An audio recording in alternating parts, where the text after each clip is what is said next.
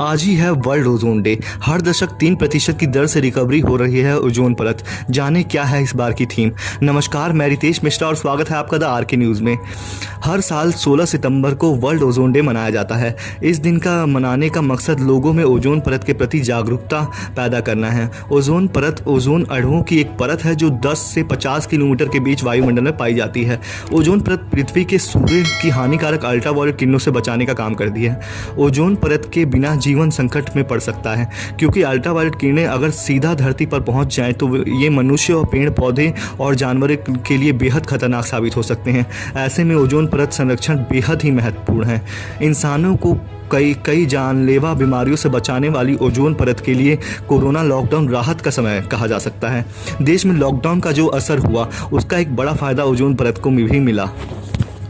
NCBI general के प्रकाशित भारतीय वैज्ञानिक के रिसर्च कहती है, दुनिया के कुछ देशों में 23 जनवरी से लॉकडाउन लगने के बाद प्रदूषण 35% कम हुआ और नाइट्रोजन ऑक्सीजन में 60% की गिरावट आई है। इस दौरान ओजोन लेयर को नुकसान पहुंचाने वाली कार्बन का उत्सर्जन भी 1.5 से 2% तक घटा है। कार्बन डाइऑक्साइड का स्तर भी कम हुआ। इसी साल अप्रैल महीने की शुरुआत में ओजोन लेयर पर बना सबसे बड़ा छेद अपने आप ठीक होने की भी खबर सामने आई। वैज्ञानिकों ने कहा कि अंटार्कटिका के ऊपर बना 10 लाख वर्ग किलोमीटर की परिधि वाला छेद अब बंद हो गया है। चलिए इसी के साथ मैं आपको बता दूं कि इस साल की ओजोन डे की थीम क्या है। इस साल वर्ल्ड ओजोन डे की थीम ओजोन फॉर लाइफ, यानी धरती पर जीवन के लिए इसका होना ज़रूरी है। धरती पर ओजोन परत के महत्व और पर्यावरण पर पड़ने वाले उसके असर के बारे में जानकारी के लिए हर साल विश्व ओजोन दिवस मनाया जाता है।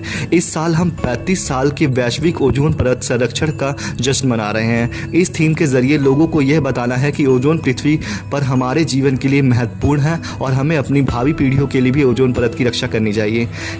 कैसे बनता है ओजोन परत। ऑक्सीजन के 3 अणुओं मिलकर ओजोन बनाती हैं। ओजोन की परत धरती से 10 किलोमीटर की ऊंचाई से शुरू होती है और 50 किलोमीटर ऊपर तक मौजूद रहती है। यह सूर्य की घातक किरणों से धरती की रक्षा करती है।